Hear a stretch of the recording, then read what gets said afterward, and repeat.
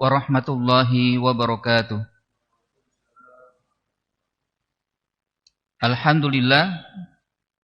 Alhamdulillahi wa kafa, wassalatu wassalam ala nabiyyil mustafa wal mujtaba wa ala alihi wa ashabihi ahla sidqi wal wafa wa man saru ala nahjihi wattaba hudahu faqad iktafa. Amsayna wa amsal mukulillahi walhamdulillahi la syarikalah, la ilaha illa huwa wa ilaihil masir. Amsayna ala fitratil islam wa kalimatil ikhlas wa ala din nabiyyina Muhammadin sallallahu alaihi wasallam wa ala millati abina Ibrahim hanifa wa ma kana minal musyrikin. Allahumma barik lana fi Sya'ban wa ballighna Ramadan. Hadirin wal hadirat, Bapak dan Ibu jamaah salat maghrib yang dimuliakan Allah Subhanahu wa taala. Bersyukur kita kepada Allah atas nikmat yang tiada hingga, nikmat yang tiada tara, hingga pada suasana yang insyaallah penuh berkah di bulan Sya'ban. Sebentar lagi bulan Ramadan, mudah-mudahan senantiasa kita dinaungi keberkahan dan diberikan usia yang panjang hingga mendapatkan kesempatan menikmati indahnya bulan Ramadan. Salawat dan salam selalu kita sampaikan kepada pemimpin dan juga teladan kita yang insya Allah akan memberikan syafaat untuk kita semua, Nabi Muhammad sallallahu alaihi wasallam, untuk keluarga dan juga para sahabat dan juga para pengikut yang setia hingga yaumil akhir. Mudah-mudahan kita termasuk yang setia lalu diakui oleh Nabi sallallahu alaihi wasallam, lalu beliau memberikan syafaat untuk kita. Kita berada di bulan Sya'ban, tentunya kita bersyukur dan marilah kita jadikan bulan ini untuk lebih mendekatkan diri kepada Allah, sehingga saat kita memasuki bulan Ramadan, hati dan jiwa kita menjadi bersih. Ada 4 persiapan kita untuk bisa mendapatkan bulan Ramadan. Pertama, persiapan ruhiyah.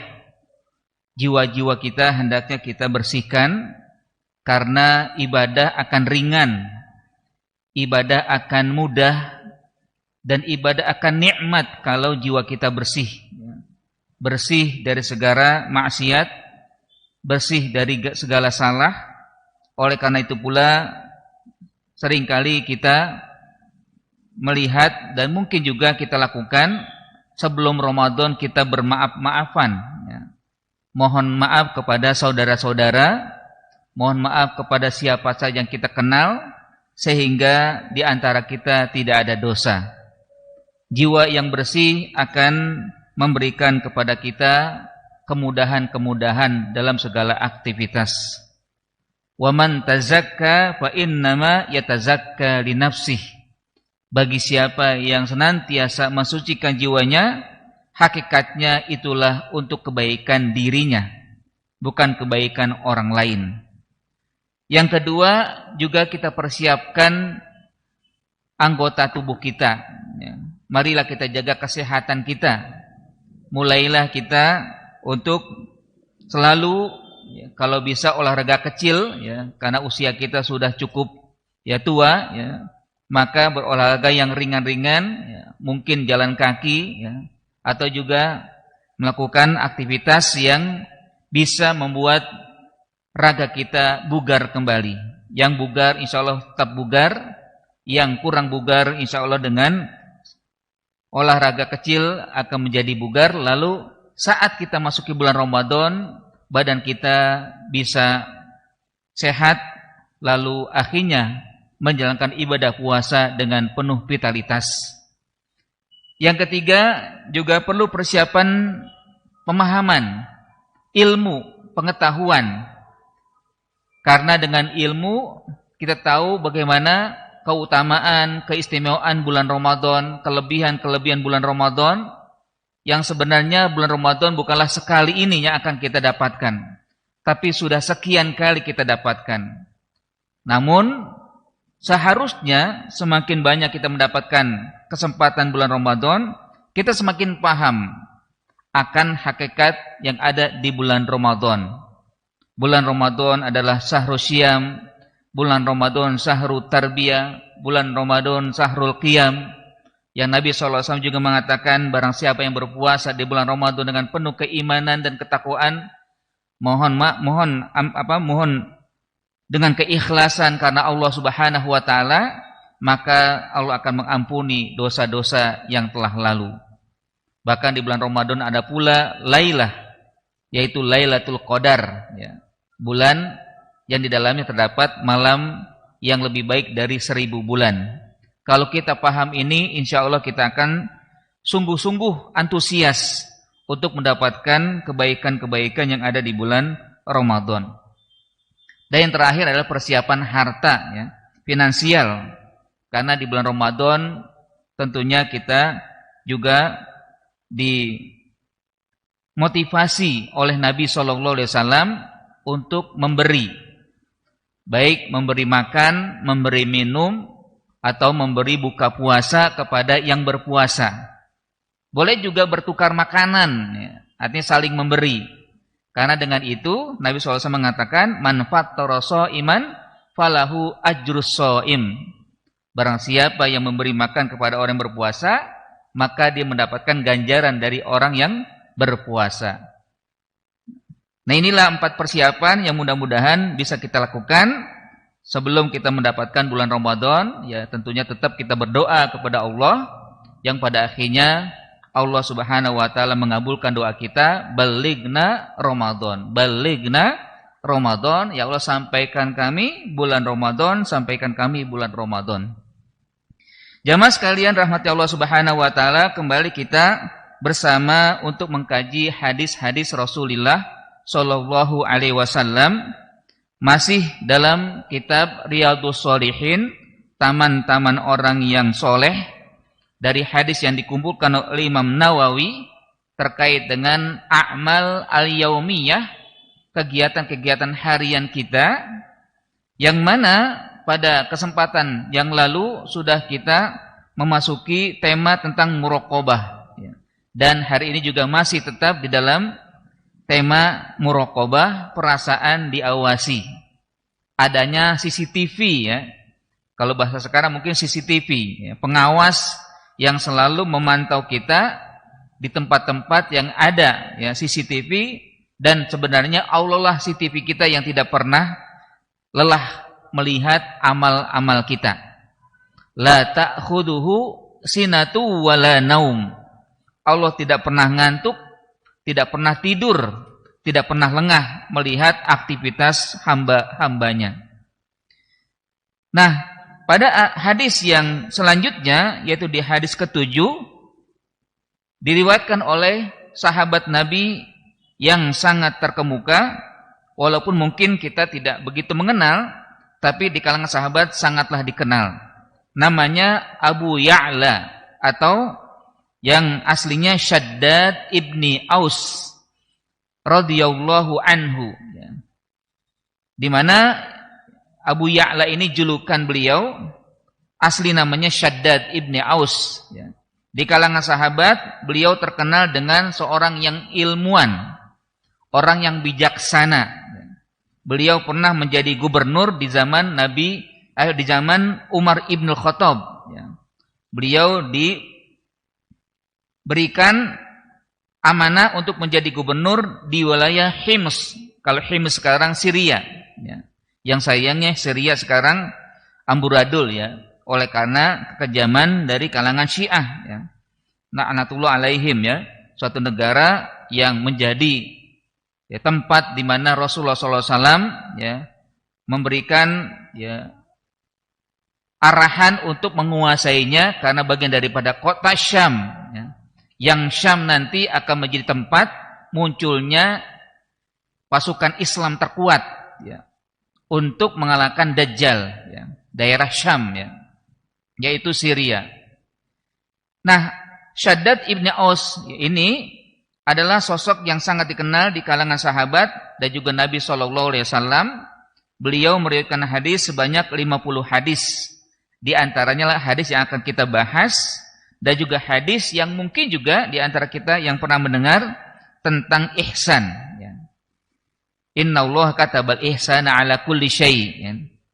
Nah, pada hadis ini Abu Ya'la Shaddad ibni Aus radhiyallahu anhu, beliau berkata, anin Nabi sallallahu alaihi wasallam qala, dari Nabi sallallahu alaihi wasallam bersabda, al-kayyisu, orang yang cerdas, ya, orang yang bijak, mandana nafsahu, adalah orang yang mampu mengendalikan dirinya.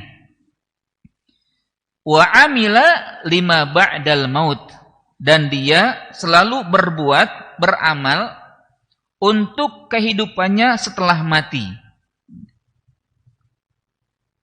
Wal ajizu, selanjutnya Nabi SAW seperti diriwayatkan oleh beliau, orang yang lemah, orang yang lalai, orang yang tidak bijak adalah man atba'a nafsahu, orang yang mengikuti hawa nafsunya. Wal ajizu man atbaha nafsahu hawaha, ya. Jadi orang yang lemah adalah orang yang mengikuti hawa nafsunya. Wa tamanna 'alallahil amani, dan berharap kepada Allah dengan harapan-harapan yang kosong. Nah, pada hadis ini Rasulullah Shallallahu Alaihi Wasallam ingin memberikan pesan kepada kita bahwa orang yang baik, orang yang bijak adalah orang yang memiliki dua karakter atau dua sifat. Yang pertama adalah mandana nafsahu, orang yang berusaha mengendalikan diri. Sebelum kita masuk, ya tentunya kita perlu memperhatikan kalimat yang pertama, yaitu al-kayyisu. Bahwa diri kita ini sebenarnya diberikan oleh Allah kecerdasan, diberikan oleh Allah kebijakan. Karena Allah menciptakan manusia yang memiliki akal, memiliki dhamir, dan memiliki anggota tubuh. Akal untuk bisa membedakan mana yang benar, mana yang salah, ya. Walaupun akal kadangkala dikuasai oleh hawa nafsu. Namun Allah Subhanahu wa taala memberikan kepada manusia dhamir, atau yang sering disebut dengan basirah, mata hati, ya. Atau yang juga kita dengar dengan ruh, ya. Sehingga dengan dhamir basirah ini maka manusia bisa mengendalikan dirinya, mengendalikan akalnya. Sebanyak apapun ilmu, ya, atau seluas apapun dirinya memiliki pengetahuan, kalau basirohnya tidak mampu mengendalikan, atau mungkin basirohnya terkalahkan oleh hawa nafsu, maka sudah menjadi sinyal orang ini pasti akan melakukan perbuatan-perbuatan yang melanggar syariat Allah. Meskipun ilmunya banyak, meskipun ilmunya tentang ilmu agama. Kita lihat, ya, orang yang beragama banyak yang menyimpang. Orang yang konotasi atau orang yang notabene, ya, dikatakan kiai, alim, ulama, ya. Tapi karena basirohnya atau domirnya tidak mampu dikendalikan, maka dirinya akhirnya menyimpang. Bahkan tidak tanggung-tanggung atau tidak merasa malu dia untuk membuat sesuatu, baik undang-undang, aturan-aturan yang melanggar syariat. Nah, karena memang dia tidak mampu mengendalikan jiwanya, mengendalikan hawa nafsunya. Jadi basironya kalah. Padahal Allah memberikan kepadanya hal tersebut untuk bisa menjadikan dirinya al-kayyis, orang yang bijak, ya. Al-kayyisu, orang yang bijak adalah orang yang salah satunya adalah dana nafsahu, mengendalikan hawa nafsunya. memang kita tidak pernah bisa ya mengelak ya bahwa kita banyak sekali ya hambatan rintangan ya. Yang kalau dalam hadis dikatakan al-mu'min ala khamsati syada'id. Orang beriman itu senantiasa berhadapan dengan 5 kekuatan, yang mana dengan kekuatan ini kalau dia tidak mampu mengendalikannya, maka akan mudah dia terkendalikan. Yang pertama, yang mungkin akan susah juga kita terkendalikan, atau akan susah juga kita menghindar. Asy-syaiton ya. Syaitonun yudilluhu. Ya. Ini mungkin pernah saya sampaikan ya, tapi mengingatkan kembali untuk diri kita masing-masing bahwa syaitan memang tidak pernah bisa ya menghindarkan dirinya ya, dari kita atau tidak mau pernah melepaskan diri kita untuk menyesatkan kita dengan segala upayanya. Kalau dalam ayat dikatakan apa? Ya, la uzayyinanna ya, aku akan jadikan hiasan untuk manusia. Bahkan dalam ayat lain dikatakan ya, dengan sumpahnya di kepada Allah Subhanahu wa taala, la aqudanna, aku akan kendalikan dirinya. Ya. Banyak sekali ya ungkapan-ungkapan setan yang berusaha menjerumuskan manusia. Ya. Ini tantangan berat yang pertama. Syaitonun yudhilluhu.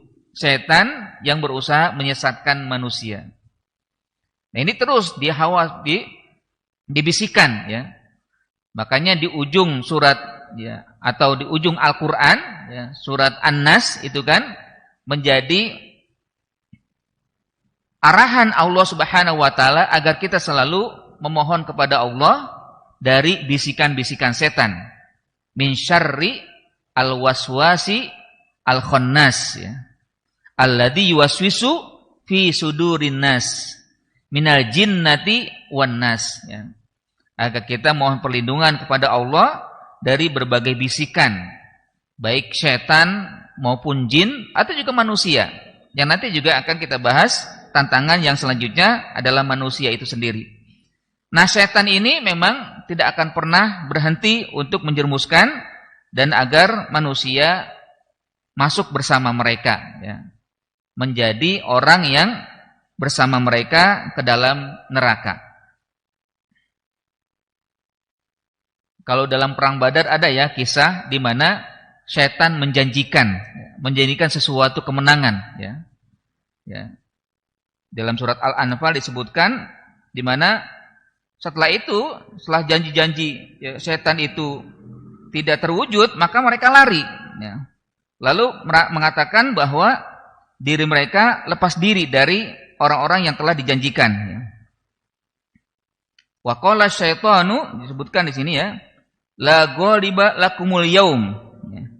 Inni jarul lakum. Ya. Syaitan akan berkata kepada orang-orang kafir. Saat itu kan perang Badar ya, di mana pasukan kafir dari Mekah itu semangat untuk mengalahkan orang-orang beriman. Maka syaitan mengatakan, kalian tidak akan kalah, kalian pasti menang.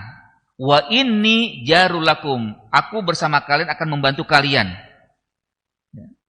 Namun falamma tara'atil jam'ani, ketika sudah mulai bertemu ya, dua kelompok orang beriman dengan orang kafir, maka mereka lari. Kenapa? Rupanya Allah menurunkan juga malaikat. Allah menurunkan malaikat sehingga ya orang-orang kafir banyak yang mati oleh karena tebasan malaikat ya.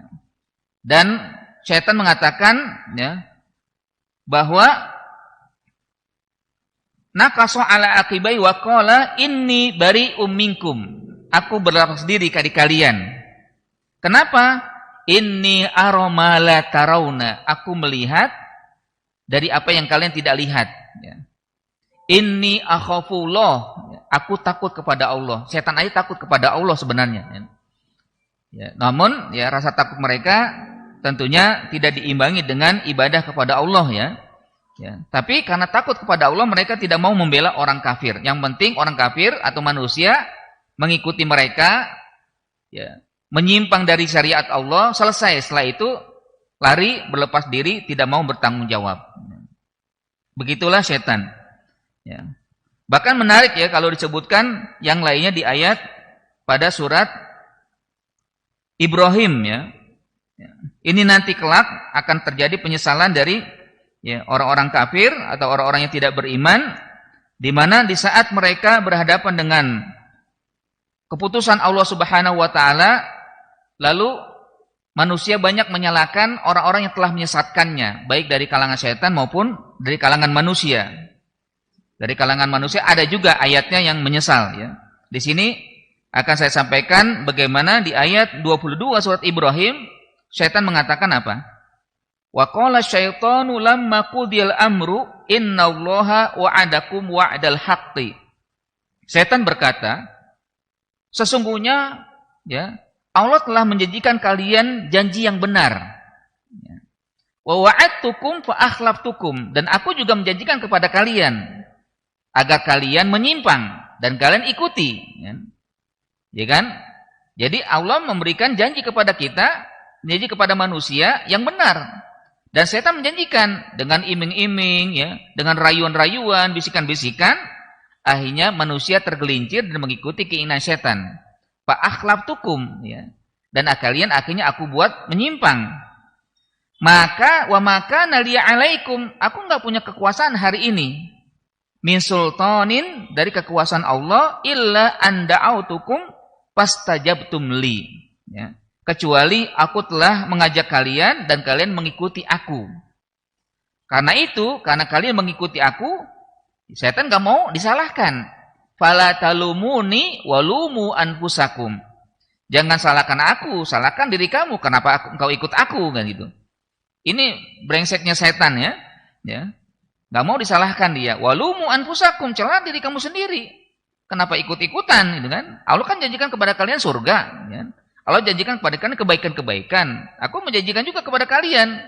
Cuma bohong gitu kan, ya. Janji-janji yang bohong, ya. Ma ana bimusrihikum wa ma antum bimusrihi. Kalian, ya, aku tidak bisa membela kalian dan kalian pun tidak bisa membela aku. Inni kafartu bima asyraktumuni min qabl. Aku mengingkari dari apa yang kalian lakukan, mensyirikan Allah sebelumnya. Padahal setan mengajak orang untuk membuat syirik, ya, melakukan syirikan, tapi akhirnya dia mengelak dari apa yang mereka telah lakukan. Inna zalimina lahum adzabun alim. Sesungguhnya orang-orang zalim pasti akan mendapatkan azab yang sangat pedih. Nah, ini setan. Yang pertama bahwa memang kita memiliki musuh yang besar menghadapi yang berat, yaitu setan. Syaitonun yudilluhu. Nah, yang kedua adalah nafsun tunazi'uhu, hawa nafsu. Ya. Tantangan kita yang kedua adalah hawa nafsu kita sendiri. Gak bisa kita mengelak, kita memiliki hawa nafsu. Sebagaimana yang sebelum juga saya jelaskan, kalau kita bisa mengendalikan hawa nafsu, berarti kita mampu menjadi orang yang lebih mulia, makhluk yang lebih mulia dari malaikat. Karena malaikat tidak diberikan hawa nafsu. Tidak ada keinginan malaikat untuk menikah. Tidak ada keinginan malaikat untuk menyimpang. Gak ada. Karena tidak ada hawa nafsu dari mereka. Tapi Allah memberikan hawa nafsu kepada kita. Kalau kita mampu mengendalikan dan akhirnya kita selalu taat kepada Allah, maka kita lebih unggul dari malaikat. Ya. Hawa nafsu. Ya. Maka jadilah memiliki hawa nafsu yang mutmainnah, bukan hawa nafsu yang akhirnya ammarah bisu. Ya. Karena ada orang yang punya jiwa yang tenang, tentram, lalu akhirnya Allah panggil dia, ya ayyatuhan nafsul mutmainnah irji'i ila rabbiki radiyatan mardiyah. Ya, Allah panggil nanti jiwa-jiwa yang mutmainnah untuk kembali kepada Allah, ya, fadkhuli fi ibadi wadkhuli jannati. Masuk bersama hamba-hambaku dan masuklah ke dalam surgaku. Jadi hawa nafsu memang menjadi tantangan berat kita, ya. Kita punya banyak keinginan, ya, keinginan untuk, ya, melakukan tindakan-tindakan yang zalim, ya, keinginan untuk melakukan atau melampiaskan hal-hal yang menyimpang, ya. Kalau keinginan-keinginan yang lain, ya, tidak mampu kita kendalikan, atau mungkin akhirnya kita banyak berbuat salah, maka kita akhirnya kalah dengan hawa nafsu. Tapi kalau punya keinginan, ya, lalu kita bisa kendalikan, kita berusaha untuk beramal, ya, taat kepada Allah. Nah, inilah yang terbaik. Ya. Bahkan, ya mungkin simple ya. Ya, hawa nafsu bawaannya malas, ya. Hawa nafsu bawaannya ingin santai-santai aja, gitu kan? Hawa nafsu bawaannya ya bengong, ya kan? Ini hawa nafsu juga, ya. Hawa nafsu nggak mau berbuat yang walaupun itu ringan tapi sebenarnya bisa mendatangkan kebaikan, ya. Yang pada akhirnya ya kesempatan itu tidak bisa kita dapatkan. Padahal kesempatan itu hanya sekali, ya, tidak akan berulang. Atau yang lebih besar, ya. Misalkan ya kita nanti di bulan Ramadan punya banyak kesempatan, tidak kita gunakan dengan baik, maka akhirnya hilang ya kesempatan itu. Nah, itu adalah keinginan-keinginan yang kadang tidak terasa kita, tiba-tiba kita kehilangan kesempatan yang banyak, ya. Kesempatan dalam hidup ini atau juga kesempatan dalam berbagai hal. Nah, yang ketiga adalah bahwa tidak dipungkiri bahwa di antara kita ada yang dengki. Maka disebutkan yang ketiga adalah insanun atau mungkin rajulun yahsudu bihi. Manusia yang dengki kepada ya orang beriman, ya. Ya, apapun yang dimiliki oleh kita mungkin selalu dengki dia, ya. Sehingga akhirnya dia berusaha untuk mencelakai, ya, berusaha untuk menghilangkan nikmat yang telah diberikan Allah kepada diri kita. Dan kita pun seharusnya juga jangan sampai dengki kepada orang, iri kepada orang. Karena itu bisa, kata Nabi SAW, ya, al-hasadu ya'kulu al-khaira au ya'kul hasanat kama ta'kulun naru al-hatoba. Dengki, iri itu mampu menghanguskan atau membakar kebaikan sebagaimana api membakar kayu, ya. Hilang, ya, karena dengki, ya. Ya, kenapa? Karena dengki itu bagian daripada cara setan juga, atau dengki itu selalu ya dirinya tidak suka dengan kebaikan yang dimiliki oleh orang lain. Padahal Allah Subhanahu wa taala memberikan nikmat kepada siapa saja, walaupun nikmat itu berbeda-beda. Dan sesungguhnya bukan karena Allah tidak adil, tapi bagaimana kita agar selalu berusaha berbahagia dengan perbedaan nikmat yang Allah berikan kepada siapapun. Meskipun mungkin diri kita lebih dikit menurut kita dari apa yang diberikan Allah kepada orang lain. Mungkin kita merasa tidak sama, baik dari tingkat keilmuan. Mungkin kita tidak sama dari harta yang Allah berikan. Atau mungkin anggota tubuh, ya, atau yang lainnya. Tapi yakinlah bahwa setiap yang Allah berikan itulah yang terbaik menurut Allah untuk kita. Jangan merasa dia lebih baik, tapi harus merasa saya lebih baik, saya harus berbuat baik, dan saya harus memanfaatkan kebaikan yang Allah berikan. Agar kita tidak melihat orang lain lalu merasa dia kayaknya lebih baik daripada saya. Ya. Jangan, ya, karena itu bagian daripada iri dan dengki yang pada akhirnya kita sendiri akan menjadi orang yang rugi, ya, karena dengki terhadap orang. Makanya ada doa di pagi hari, ya, yang kita selalu diajarkan, atau di sore hari, ya. Dalam hadis Nabi SAW disebutkan, Allahumma ma asbahabi min ni'matin au bi ahadi min khalqika faminka wahdaka la syarikalak falakal hamdu walakas syukru. Allahumma, ya Allah, ma asbahabi. Kalau di pagi-pagi kita baca ma asbahabi, tidak ada di pagi hari ini, min ahadin, dari orang lain, au bi ahadi min khalqika, dari hamba-hambamu, faminka wahdaka la syarikalak. Kenikmatan yang Allah berikan kepada saudara, kepada orang lain di antara makhlukmu hanya karenamu, ya. Semuanya karenamu, darimu ya Allah. Faminka wahdaka la syarikalak, tidak ada sekutu bagimu, falakal hamdu walakas syukru. Maka segala puji bagimu dan syukur kepadamu dan untukmu. Artinya bahwa hadis ini mengajarkan bahwa kita hendaknya kalau ada orang lain saudara kita yang mendapat nikmat, bersyukurlah. Bukan jangan dengkilah. Ya, bersyukur. Alhamdulillah saudara saya dapat nikmat, saudara saya bahagia, saya bersyukur. Ya. Bukan malah ya iri dan dengki. Atau di sore hari kita baca juga, Allahumma ma'amsabi min ni'matin aw bi ahdi min khalqika faminka hadaka syarikalak falakal hamdu walaka syukru. Ini sangat baik kalau kita baca sehingga kita terhindar dari iri dan dengki dan hal-hal yang tidak baik lainnya terhadap orang lain yang telah diberikan nikmat. Nah, jadi musuh yang memang akan ada di dalam kehidupan kita adalah ya insanun atau rajulun yahsuduhu, yang dengki kepada orang beriman. Ya, makanya sebenarnya orang kafir sangat dengki kepada orang beriman. Orang Yahudi sangat dengki kepada orang beriman. Asal usulnya karena memang Allah tidak memberikan kepada mereka, ya kalau orang Yahudi itu kan nabi, ya. Yang terakhir mereka berkeinginan nabi terakhir dari golongan mereka, tapi tidak datang. Ya Allah mengganti dari kalangan bangsa Arab, ya, sehingga hanya mereka dengki sampai sekarang. Ya. Karena mereka sebenarnya telah diberikan nikmatan, tapi mereka tidak bersyukur. Lalu Allah berikan nikmat kepada yang lain, mereka malah mendengkinya. Ini harus kita lawan juga, kita harus hindari. Walaupun mungkin disebutkan orang lain, tapi juga kita harus mengaca diri kita. Saya juga harus mengaca diri saya, jangan sampai dengki kepada orang. Allah tidak akan memberikan kepada seseorang kecuali yang terbaik. Ya. Wa asa an takrahu syai'an fa huwa khairun lakum. Mungkin kita tidak suka dari apa yang diberikan kepada kita oleh Allah karena tidak sama dengan orang lain, tapi pada hakikatnya itu mungkin yang lebih baik untuk kita. Ya. Mungkin terbaik, ya. Misalkan ya, orang diberikan nikmat berupa harta, ya. Tapi pada akhirnya dia kesepian, ya. Dengan harta itu dia tidak bahagia.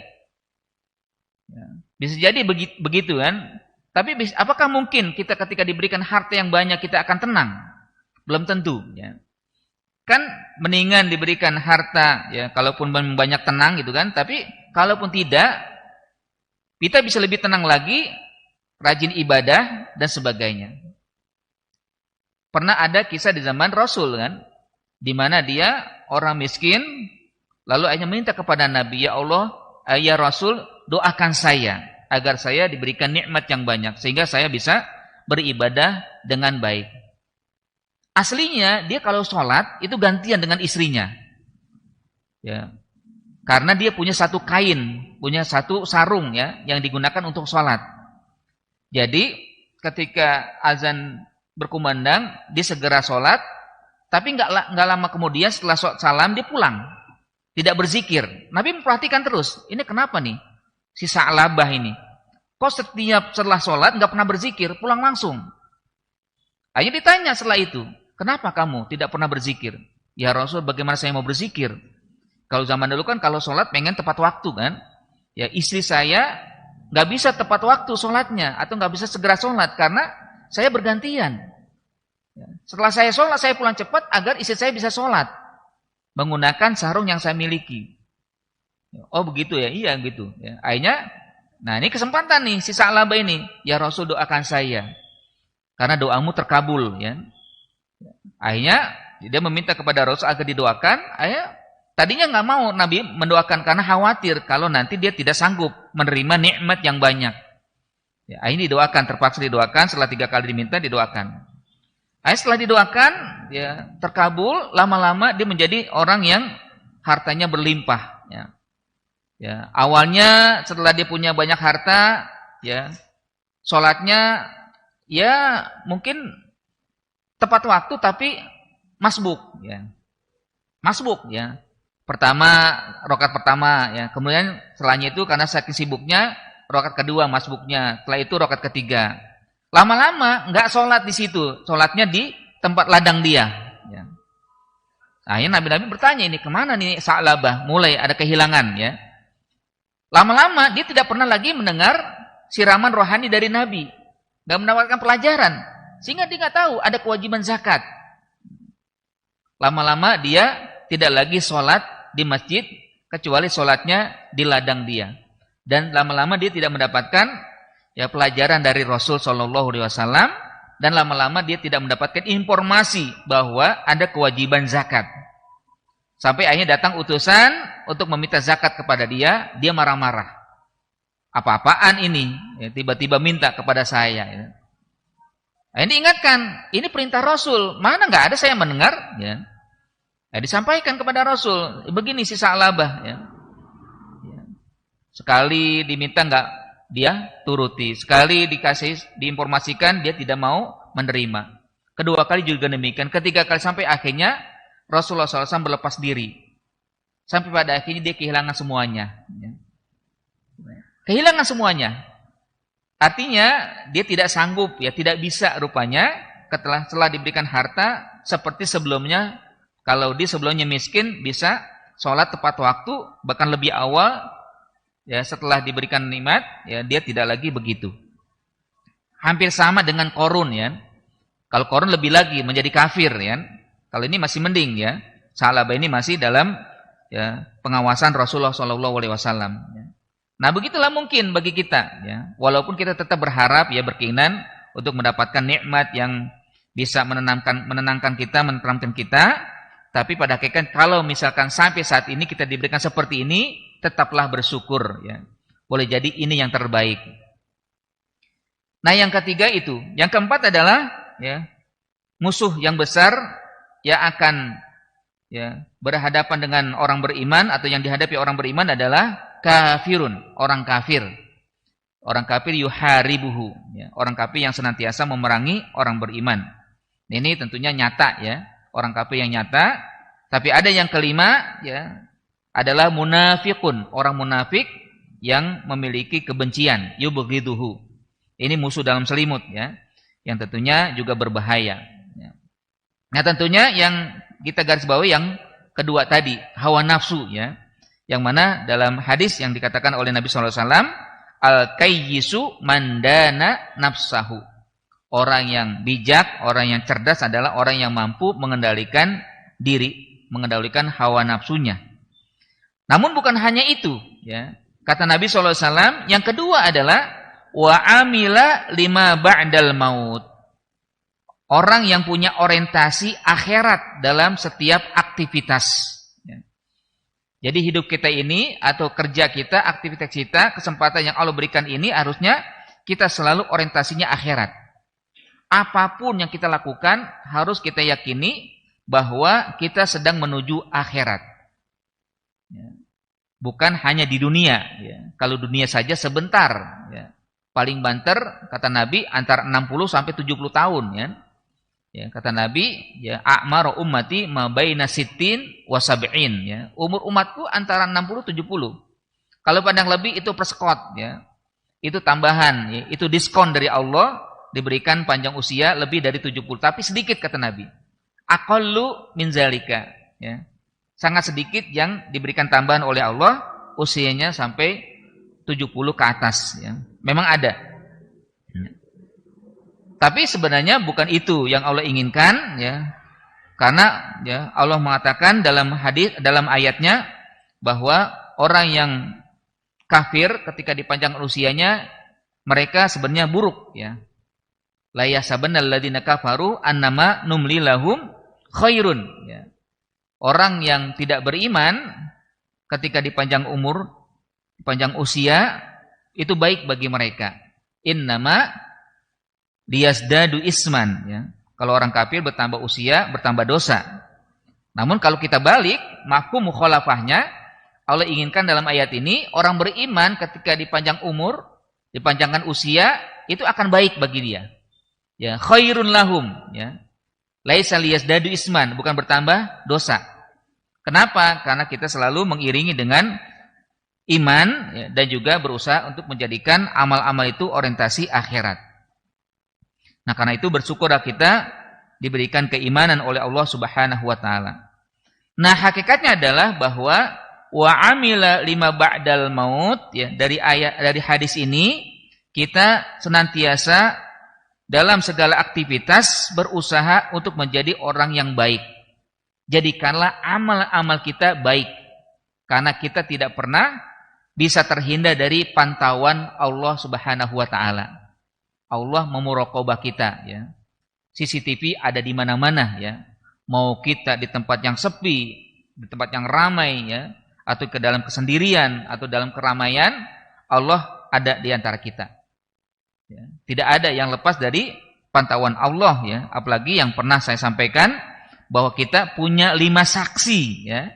Bukan hanya Allah saksinya. Kalaupun Allah cukup, tapi ada 4 tambahan. Malaikat ya. Setelah itu apa? Ada yang masih ingat gak?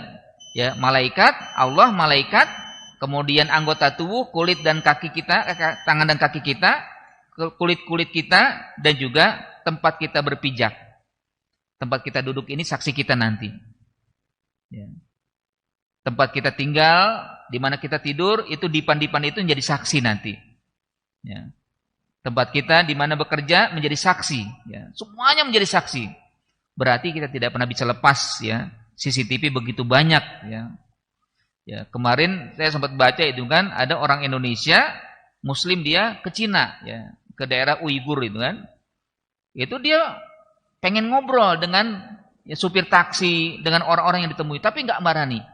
Mereka nggak mau berbicara kepada siapapun, nggak mau berbicara, diem. Sepanjang perjalanan diem katanya. Kenapa? Rupanya di taksi itu ada CCTV-nya. Kalau sampai ya supir itu berbicara sesuatu, maka akan ketahuan. Besoknya hilang dia, ya, nggak ketemu lagi orangnya. Begitu juga ketika sampai di hotel katanya. Ya, dia cuma mau bertanya di mana masjid, nggak orang tahu, nggak mau dijawab. Ya. Karena ada CCTV yang sudah terpasang memantau segala gerak-gerik orang-orang Uighur. Ya. Nah, itu di dunia. Ya. Walaupun ya sebenarnya mereka akan mendapatkan ya balasan dari Allah yang selalu memantau kehidupan seorang Muslim atau manusia. Ya. Ya, mereka membatasi kehidupan umat Islam. Nah, jamaah sekalian rahmati Allah Subhanahu Wa Taala, bahwa memang ini menjadi ya ciri orang yang akan mendapatkan kebahagiaan atau juga dianggap orang yang cerdas dan bijak ketika memiliki ya, 2 sifat, 2 karakter. Yang pertama adalah mengendalikan hawa nafsu dan berusaha dalam menjalankan aktivitas orientasinya akhirat. Kenapa Nabi katakan 5 ba'dal maut? Karena kematian itu bukanlah ujung atau bukan akhir dari kehidupan manusia, tapi merupakan awal nanti kehidupan yang selamanya akan dirasakan oleh manusia. 5 ba'dal maut ya, artinya orang yang bekerja, orang yang beramal, yang mana dia mengetahui amalnya pasti akan ada habisnya, tapi habisnya itu bukan habis yang tidak ada ya balasan, tapi pasti ada balasannya dari Allah Subhanahu wa taala. Nah, sementara wal ajizu, kebalikan dari al-kayyisu adalah al-ajiz, orang yang lemah, orang yang tidak bijak, adalah orang yang atba'a nafsahu hawaha. Hidupnya hanya mengikuti hawa nafsu. Pokoknya hawa nafsunya selalu dituruti. Tapi ya dia dari mengikuti hawa nafsu lalu akhirnya terjerumus tamanna 'alallahi al-amani. Dia berharap dari Allah Subhanahu wa taala mendapatkan ampunan ya, mendapatkan harapan-harapan yang sesungguhnya dia tidak akan mendapatkan karena ya, hidupnya hanyalah hawa nafsu ya, yang artinya dia menjadi orang yang zalim, orang yang kafir, orang yang tidak beriman, orang yang selalu melakukan tindakan-tindakan di luar syariat, melanggar syariat, lalu setelah mati menyesal dan meminta kepada Allah ya. Makanya nanti dalam surat Al-Muluk ya disebutkan ya, lau kunna nasma'u au na'qilu ma kunna fi ashabis sa'ir. Ya, orang kafir akan menyesal lalu mengatakan seandainya dulu saya mendengar, seandainya saya mau ya berpikir dari apa yang diajarkan oleh ya para nabi, para ulama, para kiai, kan? Ma kunna fi ashabis sa'ir. Gak akan kita berada di dalam neraka yang menyala-nyala ini. Ya. Ada juga nanti orang yang menyesal gara-gara temannya, ya. Karena mengikuti temannya. Ya. Artinya temannya ngikuti hawa nafsu, diikut juga. Ya. Ada surat Al-Furqan kan disebutkan gitu. Ya. Ya, di dalam surat Al-Furqan dikatakan, seandainya aku tidak mengikuti temanku. Ya. Yauma ya'adzu dzalimu ala yadayhi yaqulu ya laitani lam attakhidh fulanan khalila. Ya. Jadi penyesalan itu sampai giginya dia menggigit giginya tangannya itu, ya, jarinya digigit semuanya, saking nyesalnya itu dengan mengatakan, ya laitani lam attakhid fulanan khalila. Seandainya aku tidak ikut si fulan ini sebagai temanku ini, ya. Gara-gara dia ini, ya, aku masuk ke dalam neraka ini. Tapi penyesalan, harapan-harapan kosong tidak akan ada, ya. Ya. Berapa? Ya, malaikat, tangan kaki, kulit-kulit dan tempat tinggal atau alam, ya.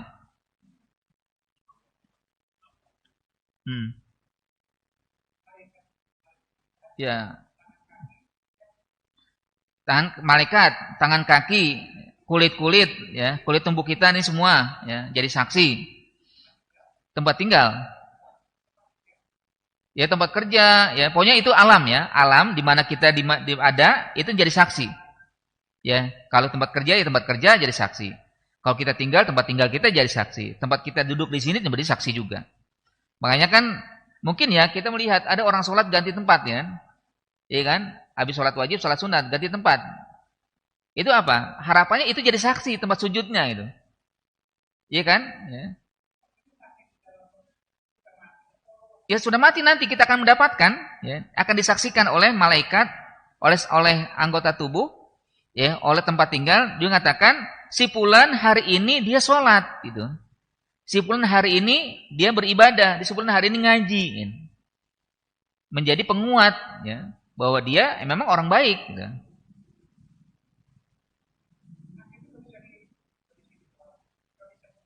Kenapa? Ya, akhirnya kan nanti akan jadi saksi yang positif-positif, ya. Tapi kan ada juga yang orang kerjaannya nggak baik, ya.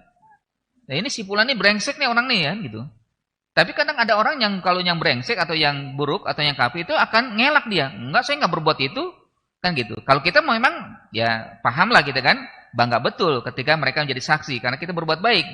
Senang kita dijadikan saksi. Tapi mereka nggak mau, gitu. Kan akhirnya dalam surat Fussilat itu kan mereka bertanya kepada kulit-kulit. Wa qala alladziina kafaru wa qalu li juludihim lima syahidtum alaina. Bertanya dia kepada kulit, "Hai kulit, kenapa kau berbicara menjadi saksi padaku?" Ya. Dia berkata gitu, kenapa? Karena dia nggak mau jadi saksi. Akan menjadi berat, ya kan? Orang kan kalau ada saksi jadi berat, kan? Saya berbuat salah, ada saksi. Saya ngelak, tapi ada orang yang melihat, enggak, oh Saripudin tadi berbuat begini, gitu. Akhirnya jadi berat saya kena hukuman, kan? Karena ada saksinya. Nah begitulah nanti dalam akhirat. Ketika banyak manusia mengelak dari berbuat jahat, akhirnya ada saksinya. Saksinya mana? Itu anggota tubuhnya, tangan dan kaki. Itu kulit-kulitnya jadi saksi. Ya berbicara dia. Anggota tubuhnya sendiri. Ya, kan gitu kan? Ya surat Yasin itu kan disebutkan. Ini ada ayatnya, ya. Saya nggak berbicara sendiri, ya. Ada ayatnya semua, ya. Yang Allah sudah pasti ada ayatnya. Yang tangan kaki dari surat Yasin tadi, yang kulit itu surat Fussilat, ya. Wa qala alladziina kafaru li juludihim lima syahidtum alaina, ya. Sementara tempat kita tinggal ada di surat Az-Zalzalah. Yauma idzin tuhaddisu akhbaroha, ya. Bahwa peristiwa kiamat itu bukan sekedar akhir, tapi nanti akan banyak menjadi, ya, persaksian dari semua yang ada, termasuk bumi menjadi persaksian atau menjadi saksi atas perbuatan manusia. Ya. Nah, idan, ya, jadi di sini Allah ingin memberikan kepada kita dari lisan Rasulullah SAW agar manusia hendaknya mengendalikan hawa nafsu dan juga selalu berbuat orientasi akhirat. Kematian sudah pasti akan hadir di tengah kita. Cepat atau lambat, apakah kita masih muda atau sudah tua, pasti akan mati. Gak akan ada yang bisa bertahan di dunia ini. Semuanya pasti akan mati. Namun kematian bukan ujung, bukan akhir dari kehidupan, tapi menjadi awal kehidupan selamanya yang kita rasakan tidak akan kembali lagi ke dunia. Wallahu a'lam bishawab, mungkin itu dulu, ya, dari apa yang bisa kita pahami bersama tentang hadis yang diriwayatkan oleh Abu Ya'la Shaddad Ibn Aus. Ini menjadi akhir dari pembahasan muraqabah, ya, tentang, Ya, bagaimana kita bisa jadi orang yang cerdas, menjadi orang yang bijak. Sebelum kita akhiri, mungkin ada yang ingin bertanya? Silakan. Tuh ada, cinta ada. Ada dulu, ya. Ya.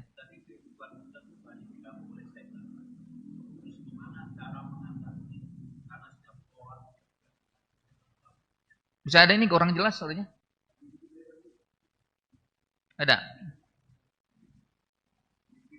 Mik.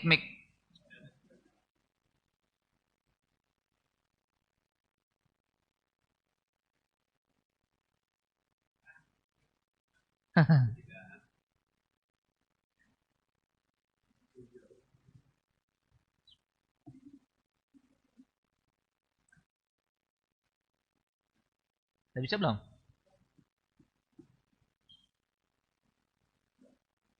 Yang ini aja nih bunyi nih. Yang ini apa nih? Oh ya. Bismillahirrahmanirrahim. Assalamualaikum warahmatullahi wabarakatuh. Waalaikumsalam. Tadi dalam kehidupan kita banyak gangguan yang kita nafsu dan segala termasuk setan. Setan itu sangat merasakan sekali kita itu diganggu dalam sholat, azan pun dia pergi tapi kepada kita. Bagaimana kita mengatasi ini? Kita juga bahwa sering mau sholat baca sholat anak, tapi masih yang mengganggu kita merasakan. Dari awal sampai akhir itu sangat susah. Nah itu. Terus kedua, ukuran khusyuk itu di mana? Gitu. Sekian, terima kasih. Wassalamualaikum warahmatullahi wabarakatuh. Sholatnya telat gitu ya? Sholatnya telat.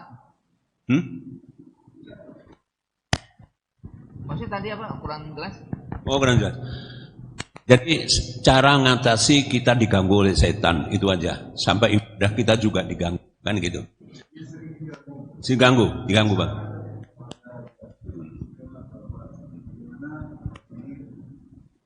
Bisa mengatasi. Apanya digabung? Dalam ibadah kita rasa was-was dan was-was itu apa gitu ya? Nah. Jadi memang kita senantiasa diperintah untuk berusaha untuk menjadi orang yang khusyuk, ya. Berusaha untuk khusyuk walaupun ada was-was atau ada halangan atau ada ya banyak gangguan ya. Yang penting berusaha, ya. Berusaha terus, ya. Jangan berhenti untuk selalu lebih baik. Ya. Karena memang kita diperintah untuk menjadi orang lebih baik walaupun belum mencapai kesempurnaan. Ya saya juga bukan orang sempurna. Kita pokoknya merasa belum sempurna, tapi kita berusaha untuk sempurna. Ya, tidak peduli dengan orang, tidak peduli dengan apa yang mungkin terjadi dalam diri kita. Memang hawa was-was atau kinang-kinangan lain sudah pasti ada. Ya. Namun jangan akhirnya berhenti untuk berbuat atau juga untuk selalu berusaha untuk jadi orang sempurna, jadi lebih baik. Ya.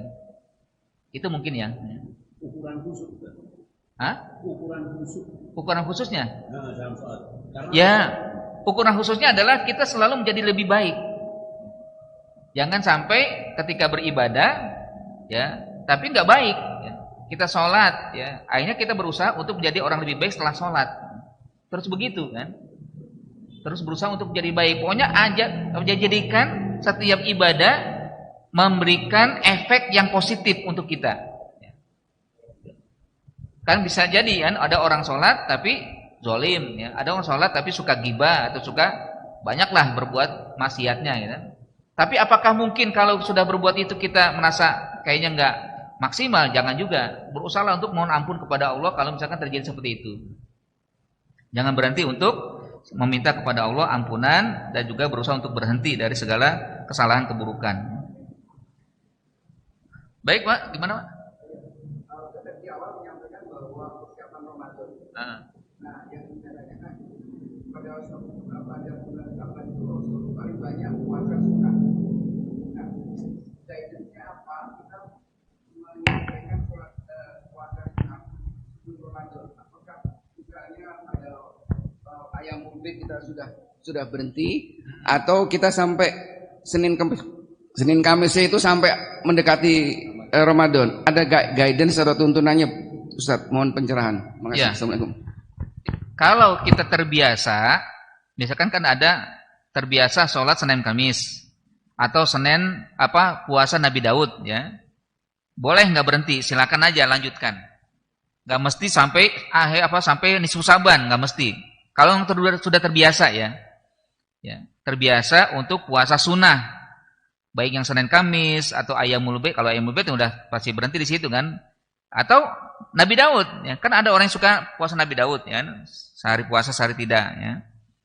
Atau Senin Kamis, nggak masalah, nggak ada larangan untuk berpuasa setelah nisfu Sa'ban, melanjutkan puasa-puasa sunnah setelahnya. Ya, sampai Ramadan, sampai besoknya Ramadan, nggak masalah. Kalau memang pas betul, misalkan besoknya hari Sabtu Ramadan, hari Kamisnya puasa, nggak ada masalah ya.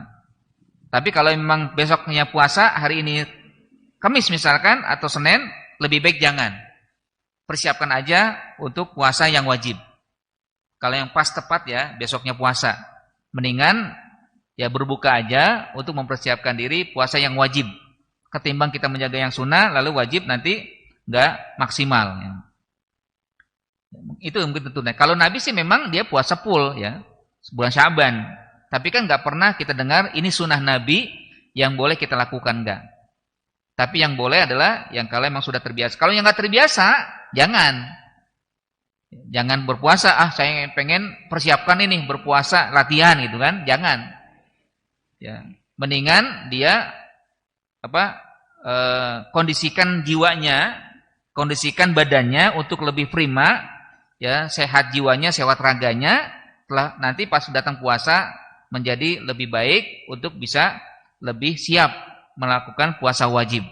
Jangan sampai saya ingin latihan puasa sunnah, tapi tiba-tiba udah bosan dia yang wajib malah tidak maksimal. Ya. Jadi keliru jadinya kan. Yang penting intinya kalau yang sudah terbiasa nggak ada masalah.